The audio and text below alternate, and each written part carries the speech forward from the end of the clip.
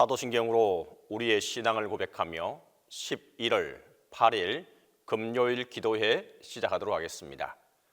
나는 전능하신 아버지 하나님 천지의 창조주를 믿습니다. 나는 그의 유일하신 아들 우리 주 예수 그리스도를 믿습니다. 그는 성령으로 잉태되어 동정녀 마리아에게서 나시고 본디오 빌라도에게 고난을 받아 십자가에 못 박혀 죽으시고 장사된 지 사흘 만에 죽은 자 가운데서 다시 살아나셨으며 하늘에 오르시어 전능하신 아버지 하나님 우편에 앉아 계시다가 거기로부터 살아있는 자와 죽은 자를 심판하러 오십니다. 나는 성령을 믿으며 거룩한 공교회와 성도의 교제와 죄를 용서받는 것과 몸의 부활과 영생을 믿습니다.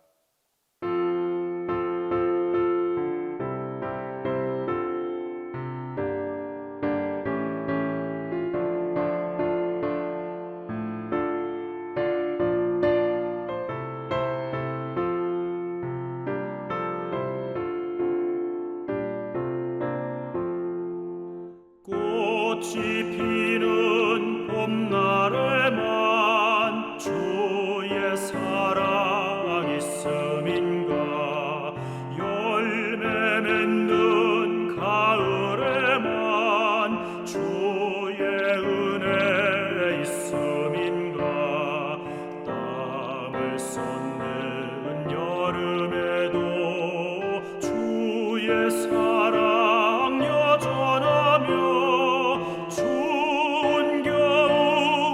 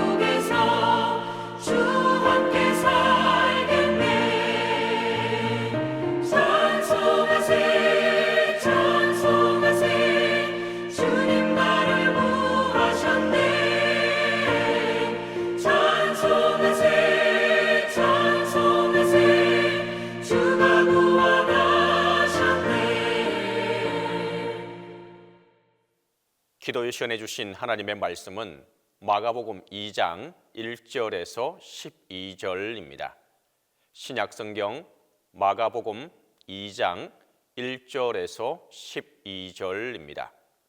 수일 후에 예수께서 다시 가버나움에 들어가시니 집에 계시다는 소문이 들린지라 많은 사람이 모여서 문 앞까지도 들어설 자리가 없게 되었는데 예수께서 그들에게 도를 말씀하시더니 사람들이 한 중풍병자를 네 사람에게 메어 가지고 예수께로 올세 무리들 때문에 예수께 데려갈 수 없으므로 그 계신 곳에 지붕을 뜯어 구멍을 내고 중풍병자가 누운 상을 달아 내리니 예수께서 그들의 믿음을 보시고 중풍병자에게 이르시되 작은 자야 내 죄 사함을 받았느니라 하시니 어떤 서기관들이 거기 앉아서 마음에 생각하기를 이 사람이 어찌 이렇게 말하는가 신성모독이로다 오직 하나님 한 분 외에는 누가 능히 죄를 사하겠느냐 그들이 속으로 이렇게 생각하는 줄을 예수께서 곧 중심에 아시고 이르시되 어찌하여 이것을 마음에 생각하느냐 중풍병자에게 내 죄 사함을 받았느니라 하는 말과 일어나 내 상을 가지고 걸어가라 하는 말 중에서 어느 것이 쉽겠느냐 그러나 인자가 땅에서 죄를 사하는 권세가 있는 줄을 너희로 알게 하려 하노라 하시고 중풍병자에게 말씀하시되 내가 내게 이르노니 일어나 내 상을 가지고 집으로 가라 하시니 그가 일어나 곧 상을 가지고 모든 사람 앞에서 나가거늘 그들이 다 놀라 하나님께 영광을 돌리며 이르되 우리가 이런 일을 도무지 보지 못하였다 하더라. 마가복음 1장에는 예수님께서 문둥병자를 고쳐주시는 장면이 나옵니다. 예수님은 이 사람에게 자신이 병을 고쳐준 것에 대해서 아무에게도 말하지 말라고 말씀하셨습니다. 예수님께서 이렇게 말씀하신 이유는 사람들이 사역의 본질인 하나님의 말씀에는 집중하지 아니하고 눈에 보이는 치유와 기적에만 주목하는 현상을 피하고자 하심이었습니다. 때론 예수님께서도 한 사람 혹은 소수의 사람들을 대상으로 집중적으로 사역하실 필요가 있었습니다. 그러나 기적을 보고자 따라다니는 많은 무리들이 있으면 한 영혼 집중해서 돌보며 사역하는 시간을 갖기가 매우 어려웠습니다. 그래서 예수님은 문둥병자에게 자신이 병 고친 사건에 대해서 함구할 것을 당부하신 것입니다. 그러나 예수님의 말씀에도 불구하고 병이 나은 이 문둥병자는 자기에게 일어난 일을 많이 전파하며 예수님에 대한 소문이 더욱 널리 퍼지게 되었습니다. 그로 인해 수많은 인파가 예수님을 보기 위해 가버나움으로 몰려들게 되었습니다. 베드로 집 주변에는 예수님을 보기 위한 인파가 밤낮 할 것 없이 머물게 되었습니다. 가버나움 거리 곳곳에는 예수님을 찾기 위해 혈안이 된 사람들로 가득했습니다. 결국 예수님은 다시 마을로 들어가지 않으시고 한적한 곳에서 따로 지내며 자기를 찾아오는 이들을 맞이하셨습니다. 그리고 나서 수일 뒤 상황이 비교적 잠잠해지자 그제서야 다시 가버나움으로 들어가셨던 것입니다. 그러나 예수님이 가버나움에 계신다는 소식이 전해지자마자 또다시 많은 사람들이 그가 머무는 곳에 몰려들게 되었습니다. 예수님을 보기 위해 얼마나 많은 사람들이 모였는지 2절 말씀을 보면 문 앞까지도 들어설 자리가 없다라고 말하고 있습니다. 키가 작은 사람은 까치발을 들고 예수님을 봐야 하는 상황입니다. 저 멀리 서 있는 사람은 예수님 보겠다고 서로 밀치고 있는 상황입니다. 오늘 본문에 예수님은 이들에게 하나님의 말씀을 가르쳤습니다. 이날 예수님을 보기 위해 가버나움에 찾아온 많은 사람들 가운데에는 침상을 들고 온 사람들이 있었습니다.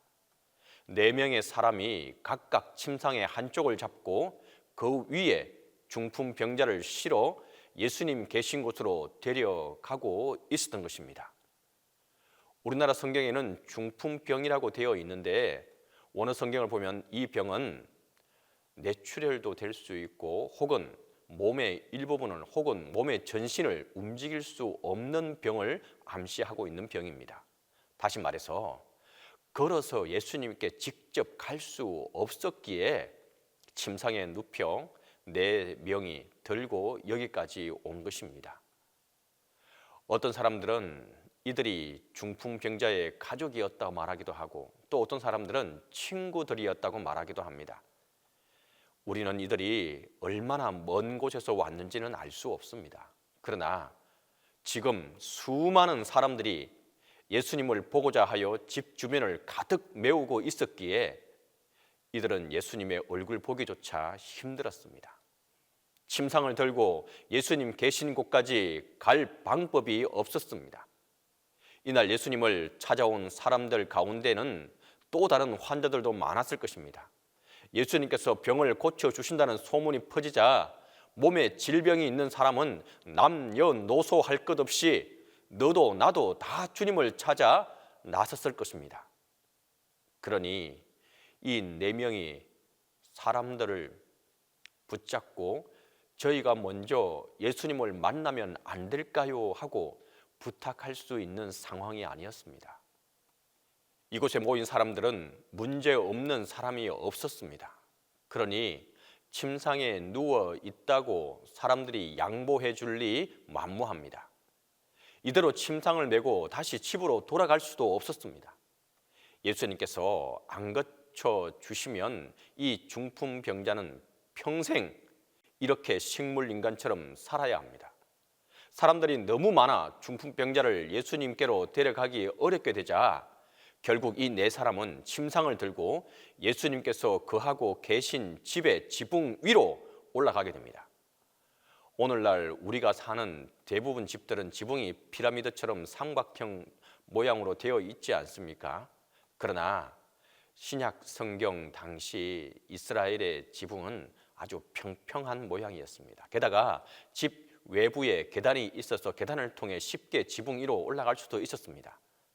한국도 서울의 주택가 중에는 옥상으로 올라가는 계단이 있는 집이 많이 있습니다. 그 외의 집들도 마찬가지입니다. 옥상까지 가는 계단이 있는 집들을 생각해 보시면 쉽게 이해가 될 것입니다. 이 당시 팔레스타인 지역에 사는 서민들의 지붕은 어떠한 모양이겠습니까? 집 중심에 큰 나무로 들보가 세로로 세워 놓았습니다. 들보를 중심으로 작은 나무들을 가지로 차곡차곡 위에 지붕을 쌓았습니다. 그 다음 작은 나무 위에 집을 덮었습니다. 집 위에 진흙을 발라 놓았습니다. 쉽지는 않지만 마음만 먹으면 얼마든지 벗겨낼 수 있는 지붕 구조입니다. 이 4사람은 예수님이 계신 곳으로 추정되는 지붕을 뜯었습니다.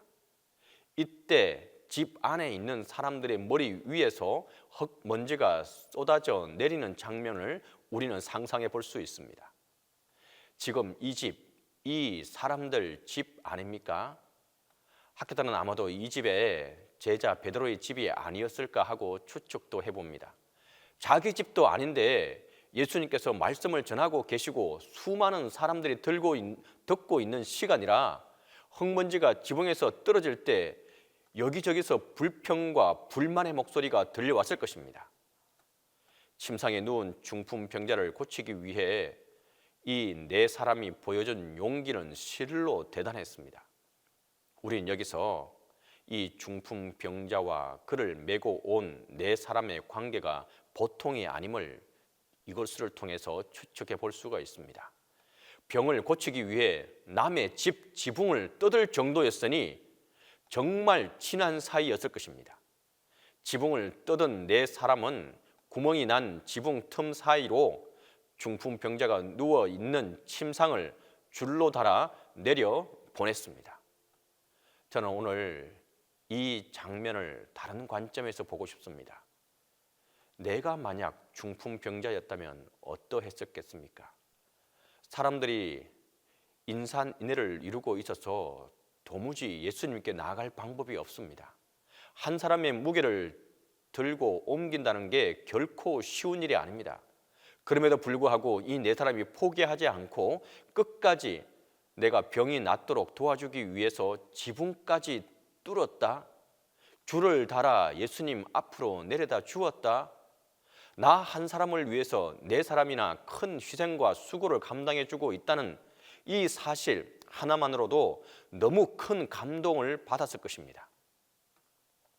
이 네 사람에게는 한 가지 믿음이 있었습니다. 그것은 중풍 병자를 예수님께로 데리고 가면 반드시 고쳐 주신다는 확실한 믿음이었습니다. 한 가지 흥미로운 사실은 복음서에서 질병에 걸린 사람들이 예수님께 나아가지 못하게 막은 것은 많은 경우 예수님을 둘러싸고 있는 군중들, 무리들이었습니다. 12년간 혈루증에 걸린 여인이 예수님께 나아가지 못하도록 막은 것도 군중이었고, 앞을 보지 못한 맹인 바디메오가 예수님을 부르지 못하도록 막은 것도 군중들이었습니다. 병자들을 향한 사회적인 냉대와 멸시, 예수님께 나아가지 못하도록 막는 장벽들이었습니다. 그러나 이 장벽을 믿음으로 뚫고 나가서 예수님을 만난 사람들은 하나도 예외 없이 치유의 능력을 경험했습니다. 오늘 이 본문도 마찬가지입니다.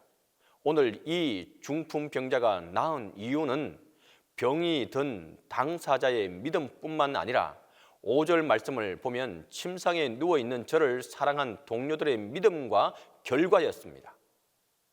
예수님은 저들의 믿음을 보시고 침상에 누운 중풍병자를 고쳐주셨다고 말하고 있습니다. 11절에 예수님께서 또 말씀하십니다. 내가 네게 이르노니 일어나 내 상을 가지고 집으로 가라. 예수님의 이 권위 있는 말씀에 중풍병자는 즉시 일어나 이제는 자기가 누워있던 그 침상을, 그 상을 들고 모든 사람들이 지켜보는 가운데 두 발로 걸어 나가게 됩니다. 중풍병자는 홀로 예수님 앞에 나올 수 없는 상황이었습니다.